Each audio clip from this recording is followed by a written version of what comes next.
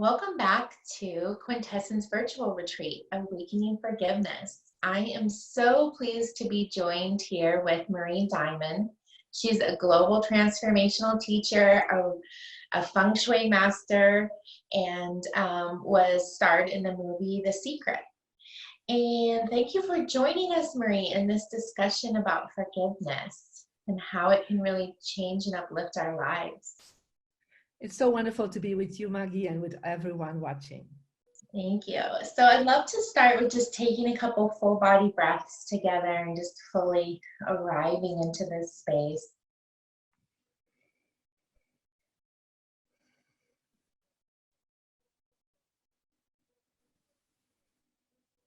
Just breathing into our bodies, into our heart, down into our feet.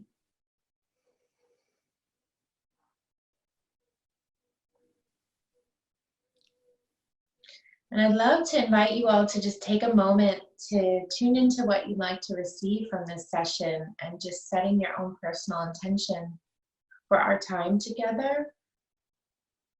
And I also want to thank you all for making this time in the day to just do your healing work and forgiveness practice. And just knowing that when we do our healing work, it has a ripple effect out into our families, our communities, and the entire planet. And Marie, would you share with us a little bit about your work? Yes, of course. So I'm 25 years already on the planet creating positive impact. And I started first as a teacher on enlightenment and sharing with them how to reach enlightenment with meditation. I brought in also Feng Shui and dowsing as a Feng Shui and dowsing master. And, about 15 years ago, I was asked to be in the movie called The Secret. And since then, we have 10 more documentaries and that have been filmed on positive mindset or on how to really work with your thoughts and your feelings. And I'm also an author from Mind Valley, and I have international best-selling books. And I've reached people worldwide to create magical living for them. Yes, magical living. I love this. Would you start by just maybe sharing with us what your understanding of forgiveness is? Well, the word forgiveness is, for me, one of the most important transformational principles. This is one that I always suggest people to do every day. So my students have a meditation called the Tubes of Light meditation, and they do that every morning and every evening. And one of the steps is forgiveness, forgiveness for yourself, forgiveness for others. It is like a daily ritual that I always encourage people to do, because you don't always know what you're forgiving or who you're forgiving, but it creates this field of letting go of anything that you're holding on to. And in my language, and my original language is Dutch, right? Because I'm from Belgium, the Flemish side. And the word forgiveness is a very interesting word. It means being far from the poison. So it's like, so we have this, we're building up toxic energy, right? By our negative thoughts, negative feelings, our judgments for ourselves, but also from everyone around us. We're building that up, and we don't even know how toxic sometimes our basket is, right? Our body is, our mind is, right? And our heart even is. And so when we do daily a process of forgiveness, we releasing that toxicity every day, like we're cleaning our garbage bin out every day. And so as we're doing that, we are so much more present, because a lot of people have a hard time to be present and to live in the now because they can't. They are holding on to so much of that toxicity of their whole life. And so they cannot be present, live in the moment, live in their heart.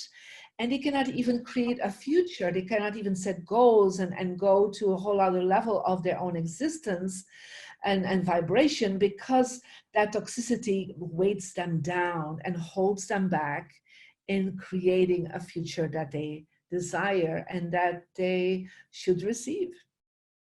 Yes. And I kind of experience it. I'm like, if you aren't forgiving things in the past, right? It's kind of like you're also leaving fragments of yourself, right? Kind of back in that story. And so there's something I feel like happens when you forgive. It like brings more of your energy into this present moment. And we know that the present moment is the only place of manifestation. The present moment is the only place where miracles can occur. And so if our thoughts and our energy is all spread out into all of these past grievances, let's say, then we're like kind of diluting our manifesting capabilities, I would think. Yeah, I think that's very correct. And also we're just actually bringing this chaos with us every step we Yes. take. Every day we're Yes. moving forward, because that toxicity, all this grievance, this pain, these judgments, it is chaos, right? Mm-hmm. And so we're bringing that. I always say it's like we have a backpack of all this on our shoulders, and we are not even aware of it till people start going into forgiveness principles or forgiveness rituals or forgiveness modalities. And then the first thing they always say, like, I feel so much lighter, right? I feel like Yeah. so much is gone, because they were just not aware of what weighted them down, how heavy.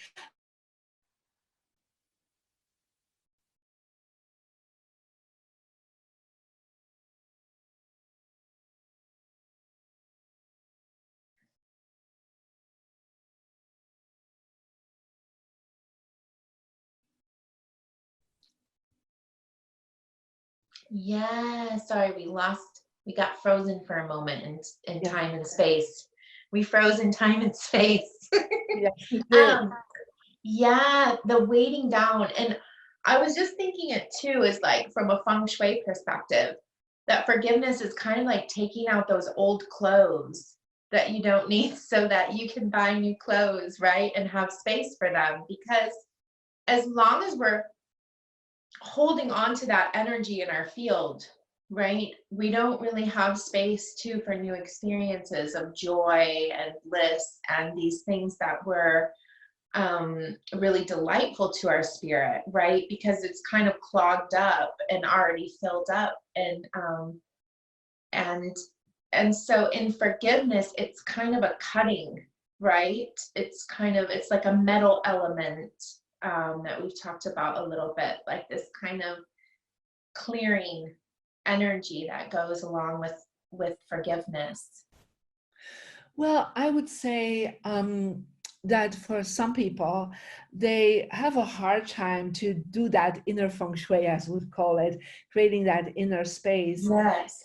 Sometimes for that, it's really good for them to start decluttering and going Yes. through their stuff, like closets, drawers, books, letters, papers, everything they're holding on to, as they're going through it and letting it go, and really thinking, is this something that I can really still use for the future? Is this something Mhm. that can still benefit me for the future? And as they're going through that, a lot of people are also releasing a lot of the emotional energy that each paper or each picture or each image is still holding on to. And so sometimes when people have a hard time to let go and forgive, I suggest to them to start first focusing on releasing the outside, because whatever is on the outside will reflect back on the inside. And Mhm. so it is a creating of a space. I totally agree with you on this. And I don't really see it that much as a metal element.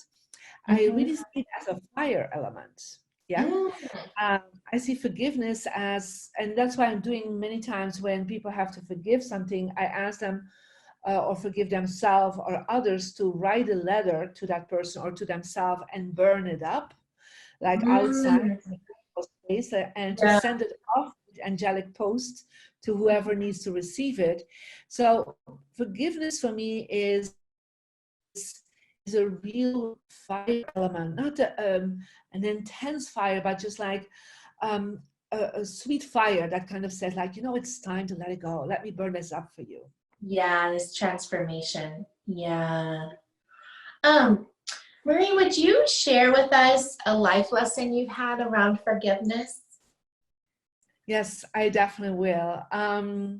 So I grew up in a household where my father was somebody who had huge post-traumatic stress from World War II, and he Mm, was like 43 when I was born in the early 60s.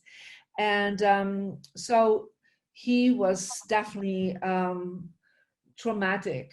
And you know, he was very physical abusive and emotional abusive, and sometimes did not speak for weeks to us. And mm, he definitely tried to, you know, kill me a few times. It was really interesting mm, experiences, and beat me up and so on. mm, So I went through that, and mm. I I really you know, at a certain moment in my life, I really hated my father completely, you know, Yes, yes. and really a very, very deep hate. And I remember one day I was 25 and I just had almost finished my law school degree. And I told him, I hate you so much. And he said to me, well, you don't have so much time to hate me anymore. I have 6 months to live. He just came from the doctor with, you know, final stage cancer. And I was like, whoa, that hit so much home to me that I'm like, okay, I have 6 months to forgive him. Because Oh, if I don't do that now, you know, I right. will not be able to do that any time after. I mean, from a distance perhaps, but not just like real forgiveness. So Yeah. I actually, you know, he stayed at home. So I started taking care of him physically as much as I could with my mother, and to really see him becoming, you know, totally selfless, helpless. I mean, he couldn't take care of himself, so I had to do everything with my mom. And then like a week before he passed on, he actually thought I was the priest. We were Catholic, and he was like already in a comatic situation, and he thought that I was a priest, and he asked for to do his confession to me, and I Mhm, could not tell him like, hey, I'm not a priest. He couldn't hear that, so he mhm, actually confessed to me, and he told me stories of during the World War II, of torture, of all the things he went through. And suddenly I started understanding, oh my God, I know now where all this post-traumatic stress, all this abusive reaction come from. And I suddenly saw this young man that was 20 that was brought into a camp, that had to go through this war and got tortured and starvation and, you know, all horrible things that happened. I suddenly could see that young man, and I was like, how can I be angry at this young man that mhm. did not sign up for this? You know, perhaps soul wise he did, but not.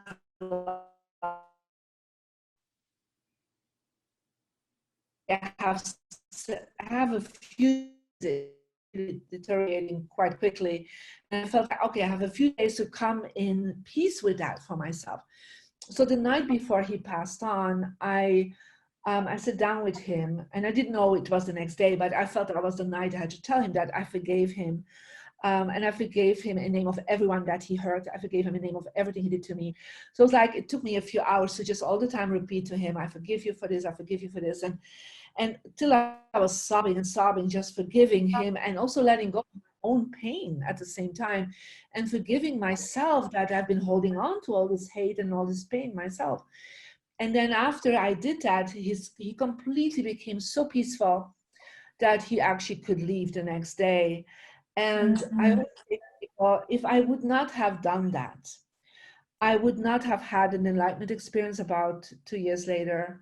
I would not have become a spiritual teacher. I would not have been able to reach millions of people and help them in many ways, because I had to forgive him and I had to forgive myself for all the pain that I allowed in myself by hating him. So I would say it was, now I can totally say I told him, I totally love him. And he was my greatest teacher of forgiveness. Yeah. And it's such a tender story that you're speaking about, because I see how when we can find that kernel of like innocence within someone else, it can really help us to connect to their humanity and find compassion for them. And in that space, it kind of opens a doorway to forgiveness.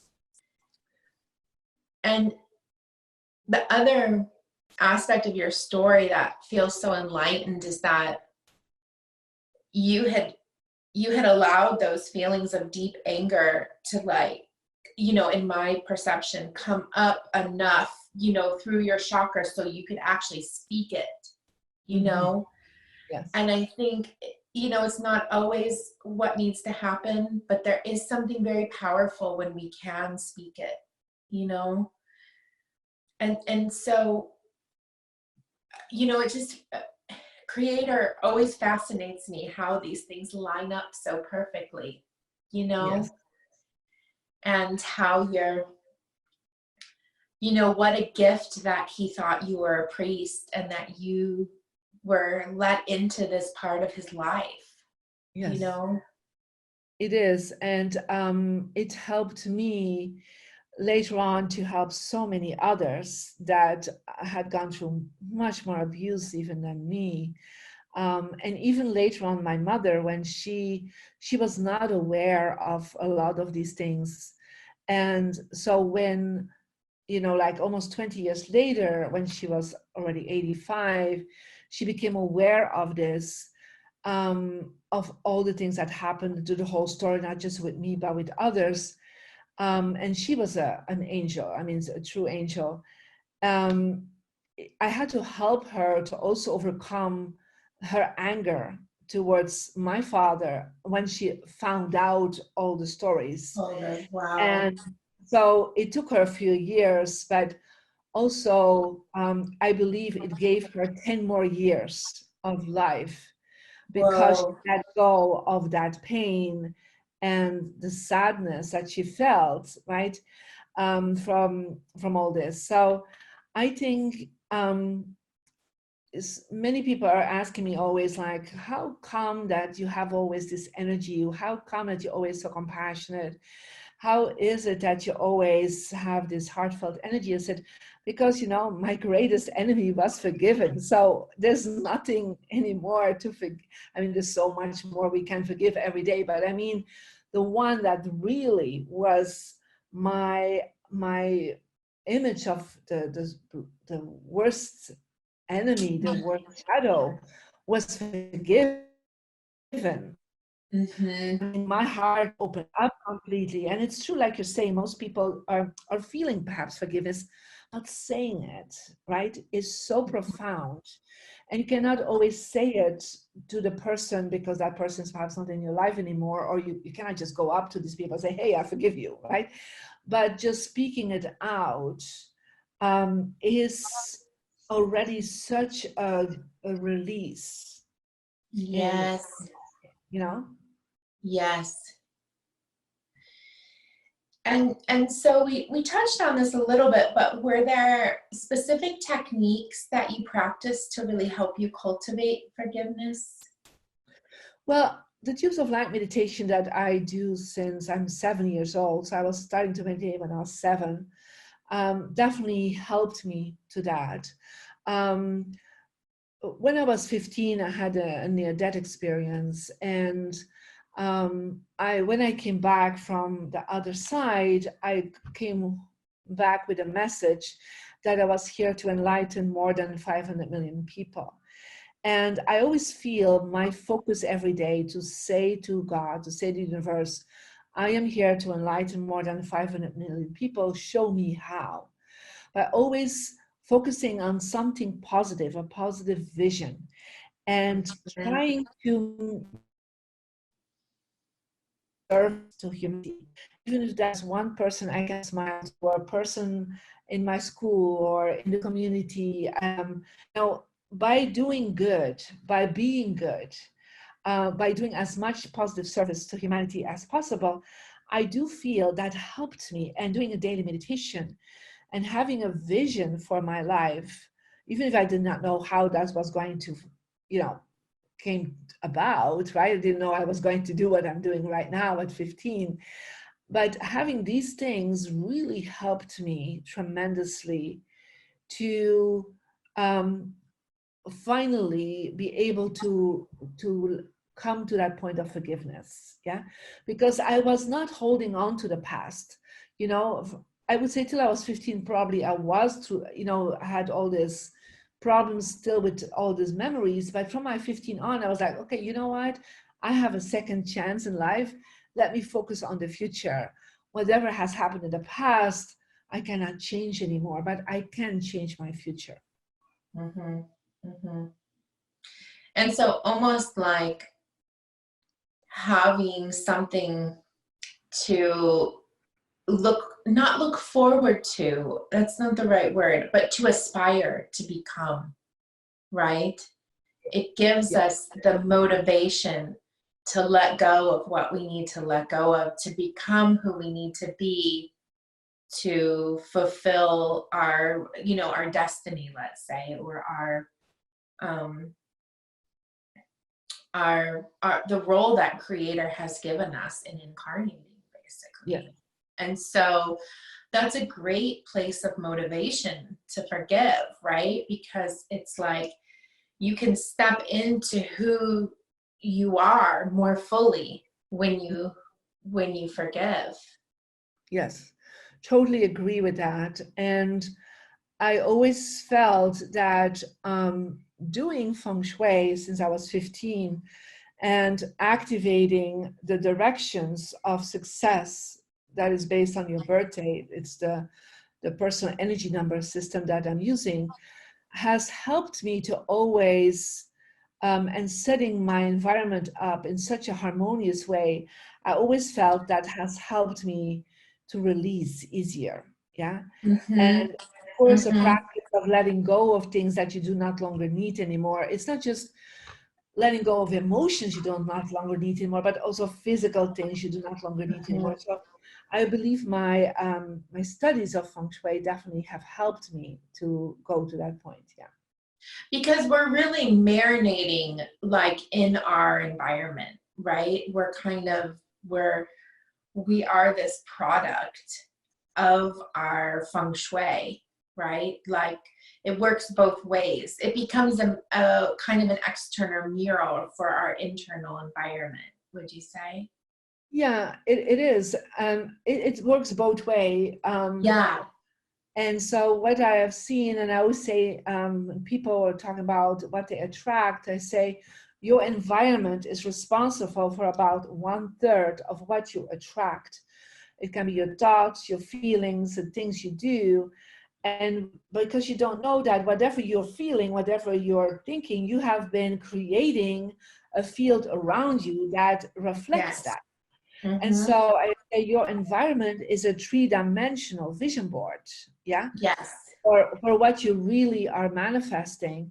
And so I really worked on that since I was, 15, to really see that whatever I desired, that this was expressed around me, yeah. Mm-hmm. So that the future I wanted to hold for myself, that I was not um, holding on to images from my childhood, for example. I would not keep putting pictures up from me from the time that I had all these problems with my father, That was like, okay, that's done. Don't keep that hanging out because I'm reflecting all the time back on that time, right?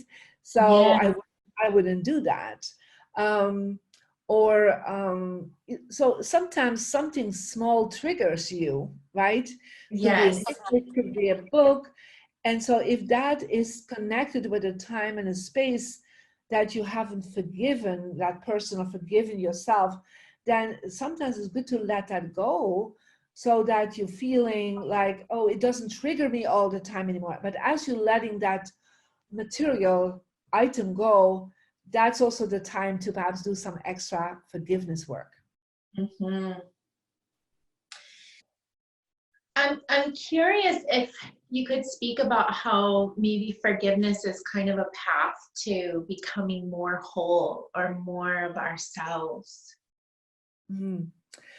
Well, I think when we are born, right, our soul that comes into our physical vessel has still that memory of that wholeness, right? Yes, The yes. universe, right? And Mm-hmm. then, we're going through life, and each time there's a trauma or a pain or a grievance or a judgment, we're actually dimming that wholeness in some way, right? We're kind of putting a veil on it, right? And so Mm-hmm.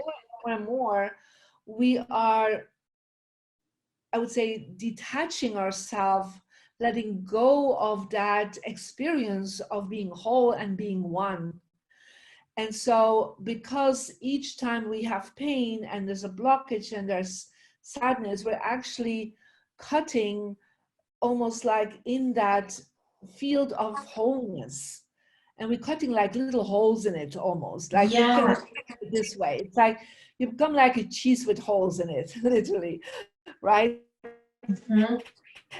And so because it burns some of your dignity, it burns some of your divinity connection Mm-hmm. away, right? Mm-hmm. And so when you then start forgiving, it's like you're filling back up the holes from that cheese. And Yes. right, and you're making yourself each time wholer until you remember the greatness of the universe, the greatness of your soul. And I believe that there is no other way to really reach that self-realization, that self-enlightenment, that mastery level, that reconnection with the oneness and the wholeness. Without forgiveness, you cannot make that happen. Yeah, Yes. it's Yes. impossible. So that's, just a quick, very relevant tangent. That's how I downloaded to have a virtual retreat on forgiveness. Was one of the first things you said, which was I woke up one morning a couple months ago and I said, I need to make forgiveness every day. I need to check in around forgiveness. Mhm. And then how this retreat came up was that I have some gem sprays. I think you also have some sprays too that you have. Yes, I have essence sprays. Yes. Essence sprays. And so I was writing the product descriptions, and that voice inside of me said, there's a reason for the order of these gem sprays. And the first one was peridot. And I realized peridot, it's so much about opening your heart, and really to open your heart, you have to forgive, right? And so then through this succession of these 7 different gem sprays, I realized that each one was a next stage in this initiation, with the last one being Tibetan quartz, which is actually about fully stepping into your teacher within, right? The teacher, the guidance, however we want to say that, but where you can fully trust yourself. Because, and like you're saying, and which is enlightenment in my perspective, when Yeah. we fully own our truth in our body and we live from that place, and we do the things that don't make sense but spirit is guiding us to do, Yeah. right? I was sharing with Marie because she's in the south of France, and actually this same product line, through an act of God, I ended up doing a trade show in Paris, right? Which was not logical. but Spirit led me to do this, right? And supported me fully in doing this. And through that, I ended up meeting my husband, right? And Yeah.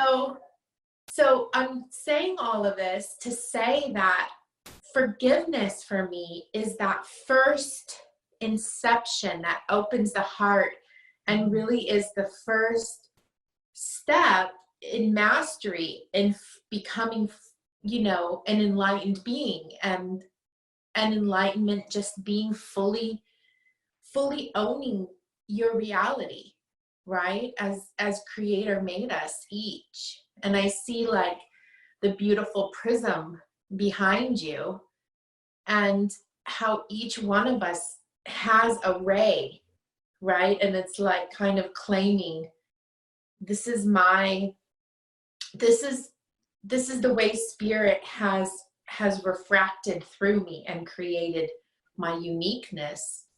And that's what the world needs, right? Is for each one of us to be in our full, unique, spirited self. Yeah, I totally agree. And the fact that I get so many requests on summits. And so, but I loved so much, it was about forgiveness, because that's one of the things that I teach a lot about. And we do a lot around karma clearing, to really go and deep in clearing, not just the karma of this lifetime, but the karma of past lifetimes. And that's also what I call Feng Shui, but on the spiritual Feng Shui level. Yes. And so because it was about this, I actually said to my team, we're definitely doing this one, because it's such a favorite thing for me to talk about. So thank you for allowing me to come and speak. Thank you so much, Marie. And I'm just deeply appreciative of your vulnerable sharing, and the way you've come with us with this intimate approach, because I know, we want to really explore forgiveness from our hearts and moving out of this cerebral place, but we have to feel it, right? We have to really feel it and embody forgiveness. Yeah, forgiveness cannot be a mental thing. It's not just like, oh yeah, forgive, right? Right? You, it is perhaps a start for some people there, but you really have to feel it in your heart. And there's only one place where you can really feel forgiveness, is in the heart. And Yes. that is, like you're saying, it's the shadow we have created. It's the breaking energy of the wholeness that we have created by holding on to all this, that also stops our heart to live completely in that loving space. And so how can we ultimately change this world to make it heaven on earth, is by forgiving ourselves, forgiving everyone that is around us, but also not just forgiving you and your family and your friends, but forgiving your leaders, forgiving your Yes. the history of your country, forgiving anyone that is perhaps harming humanity, the earth. I mean, it's not just you. You have to. There's so much to forgive. You have to expand all the time till like there is no hole in this big cheese anymore, right? Yes. Yes. So I would love to close by just taking a couple full body breaths together, and just, focusing on just sending this discussion out as a prayer to the planet.